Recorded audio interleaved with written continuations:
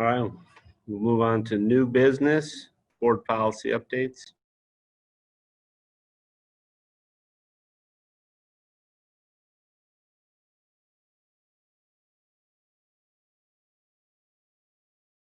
Policies, the Board of Education have discussed.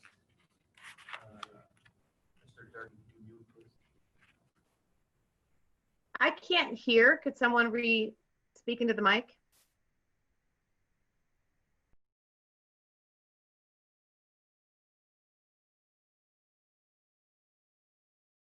Can you hear me now?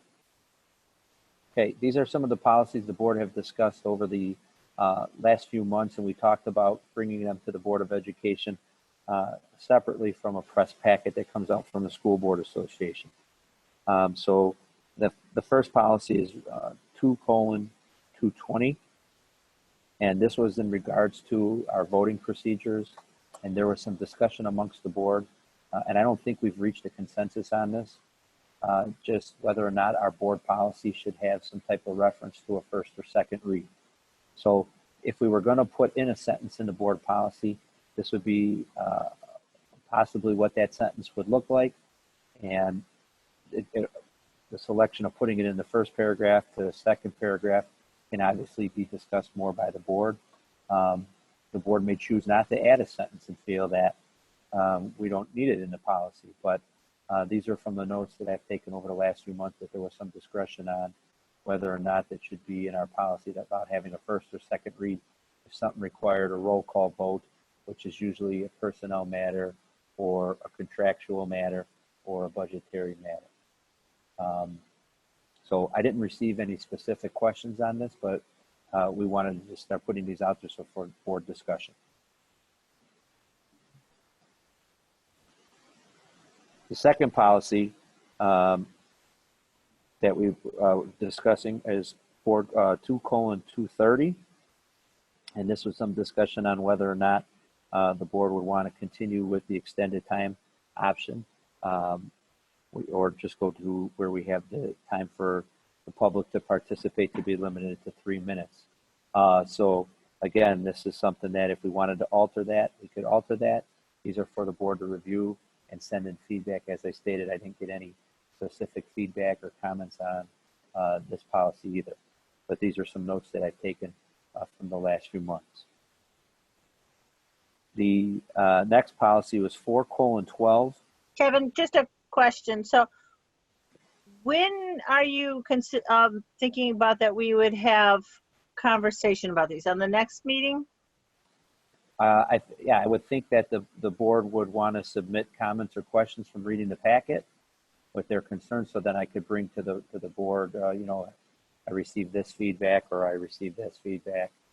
I didn't receive any feedback on these, so I'm assuming everybody thought it was a first read. But so these are some of my general recommendations, and then I would think the board would submit some comments for the next meeting so that we can have further discussion. Okay, because Gina and I had seen some of these and we're part of that conversation. So I just want to make sure that we have open conversation about these and that it happens at a board meeting. Yes, that's the intent. Okay. Like I said, I didn't receive any feedback, and so instead of going one by one tonight, I'll just read to the board why I'm making the recommendations I'm making, and I would expect board members to submit comments for the next meeting so that we could have some kind of place to start off, or like a diving board to start off our discussion. Okay. 4:12 and 4:20 kind of are basically saying the same thing. So all I did was marry the two together, and the School Board Policy Association recognizes 4:12. So usually when you see a policy in our manual that ends in a 2 or a 5, it's usually a self-created policy. And so all I'm recommending is that the board would vote to eliminate 4:12, and we combine that language into 4:20, which talks about maintaining our fund balance at 33%, what funds are included in figuring out the operating fund balance, and what action the board should take in the event we're not at 33%. 6:310, high school credit for non-district experience, credit recovery, and course substitutions. If you look at the second page of this policy on page 131, There's been some questions that have been submitted both during the last few meetings when we were discussing the senior graduation requirements and the discussion of our graduation requirement. Mike, if you could scroll down a little more so that's on the screen. So the highlight parts on the screen, please. Thank you. So the idea of this was just reviewing our PE waiver policy and our fine arts survey policy, I think, is on there. These are covered in both 6:310 and then under the student 7:260.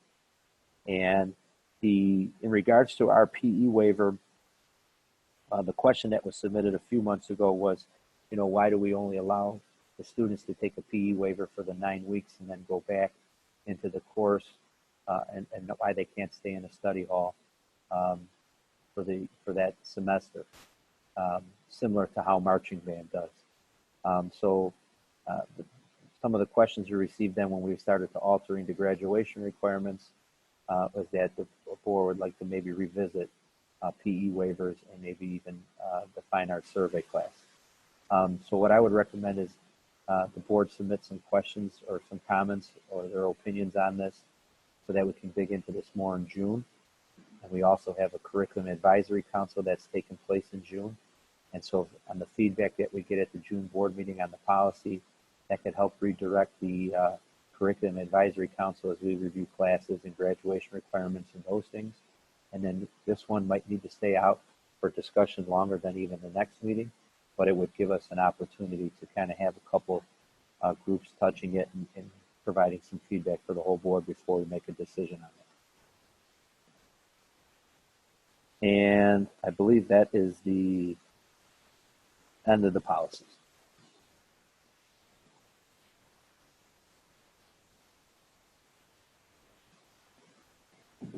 Were there any questions? So are there any thoughts? That's a lot to grasp there. I think maybe we need to go through these one by one and submit some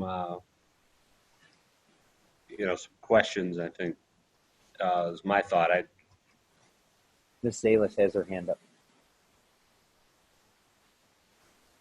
Thank you. No, I think, so a couple of thoughts. One, I think it's absolutely good practice to go through the board policies separate and apart from the legislatively required changes. What makes sense for 208? Are we adhering to board conversations? So I think these are a very good start in that direction to get us to a point of addressing some of the issues that certainly have raised themselves since I've been on the board. I do have some wordsmithing and maybe some policy details I'd like to think through. So I think you addressed this, but just in terms of process, if we want to talk about this again in 2 weeks, I am more than happy to submit, edits and or questions or comments for each of the proposals. The remote format is kind of challenging to have this discussion, and I am respectful of the fact that we're in a remote format, but I think because of how we're having to interact, if we submit something beforehand, and then perhaps, Kevin, you could compile everyone's comments, assuming they've read it and digested it and given some thoughtful feedback, then we can have a more productive discussion. So that would be my suggestion on how to proceed, which I think is in track with what you were saying. Correct. I think, I usually submit the questions or comments that are submitted so the board members can see if other people are aligning with their same train of thought. So if the board members wanted to submit some comments or just even cut and paste something they wanted to wordsmith and send it in the email so that the whole group can see it before our next meeting, it might be easier to discuss. Also, at our next meeting, if we are returning to work June 1st and that we want to move towards eventually having more board members attend the board meetings, will still be less than 10. We could possibly set that up so that we social distance and can have an in-person discussion. That's also a possibility. So I think the getting together in person is probably a very good start. It's a personal decision or a professional decision, but speaking for myself, I'm happy to be in person for that. And I'll as everyone knows, I'm happy to submit questions beforehand, so I will do that for these items as well. Laura has her hand up.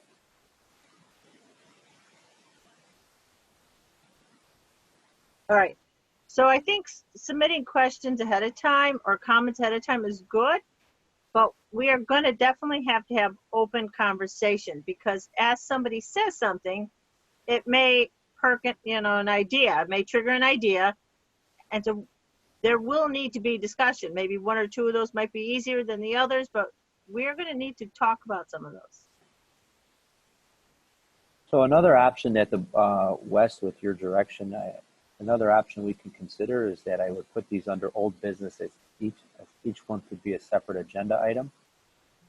So like the next board meeting, if there's really no feedback or comments or concerns about combining 412 and 420 and eliminating 412, we might be able to vote on that and get that off the books. And in this way we can work through each one. Because I know I could tell you that with the 6:310 and the 7:260 in regards to the waivers and some of that, I think we're going to have some more discussion through our curriculum advisory and go through that a little more and take a deeper dive as we look at fine arts survey and the PE waivers. But if we list each policy separate, we might be able to dig in one policy at a time per meeting, and this is something that we could do throughout the summer. And that might be a better way to approach it, so this way we're not trying to get feedback on 4 things, we're getting one thing at a time.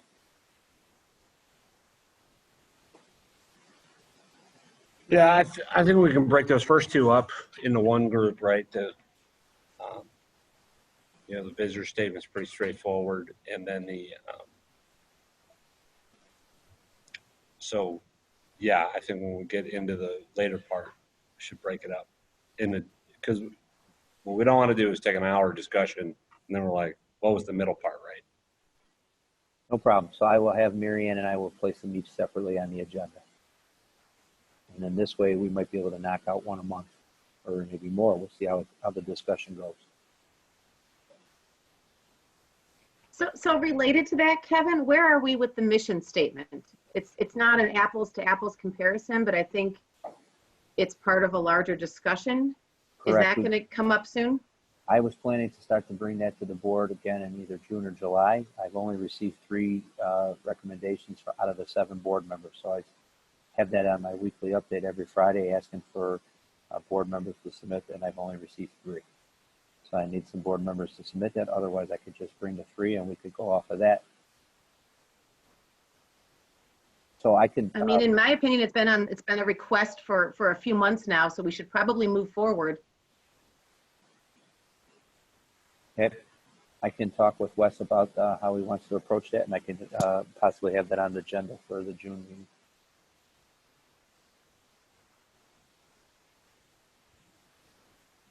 Laura?